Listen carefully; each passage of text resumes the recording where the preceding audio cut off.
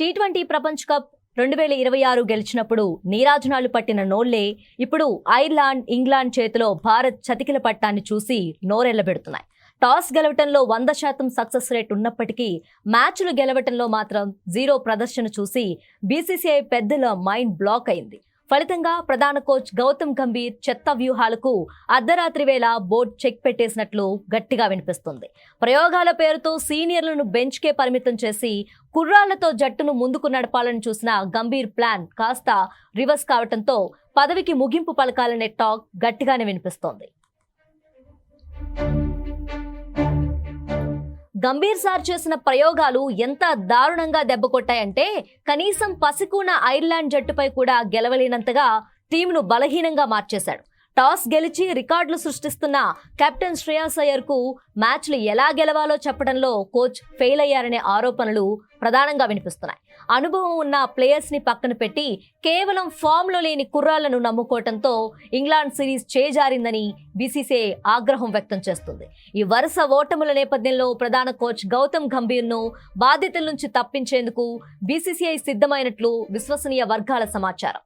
2026 T20 ప్రపంచ కప్ను గెలుచుకున్న తర్వాత భారత జట్టు ప్రదర్శన అట్టడుగు స్థాయికి పడిపోవడంపై క్రికెట్ ప్రపంచం తీవ్ర దిగ్భ్రాంతి వ్యక్తం చేస్తోంది.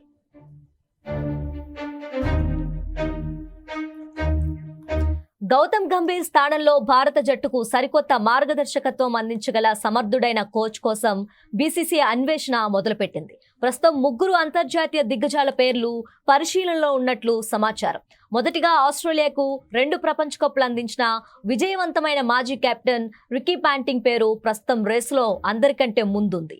ఐపీఎల్లో ఢిల్లీ, పంజాబ్ జట్లకు కోచ్గా పనిచేసిన అనుభవం, దూకుడైన శైలి కలిగిన పాంటింగ్ అయితేనే ఈ కంగుబాటులో ఉన్న భారత జట్టును మళ్లీ గాడిన పెట్టగలడని బోర్డు భావిస్తోంది. ఇక రెండో పేరు చెన్నై సూపర్ కింగ్స్ విజయాల్లో తెర వెనుక సూత్రధారి అయిన న్యూజిలాండ్ మాజీ సారథి స్టీఫెన్ ఫ్లెమింగ్ పేరు కూడా పరిశీలనలో ఉంది.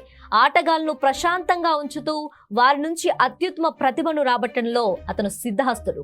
అలాగే మూడో పేరు ఆస్ట్రేలియా జట్టును విజయ పదంలో నడిపిన మరో కఠినమైన కోచ్ జస్టిస్ లాంగర్ పేరును కూడా బోర్డు పరిశీలిస్తుంది.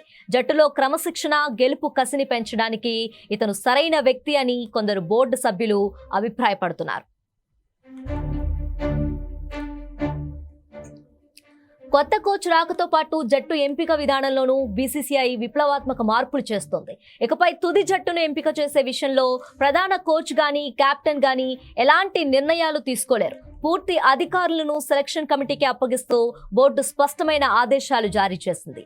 ప్రయోగాల పేరిట జట్టును బలహీనపరచడం సహించేది లేదని, ఫామ్లో ఉన్న ఆటగాళ్లకు మాత్రమే జట్టులో చోటు దక్కుతుందని స్పష్టం చేసింది.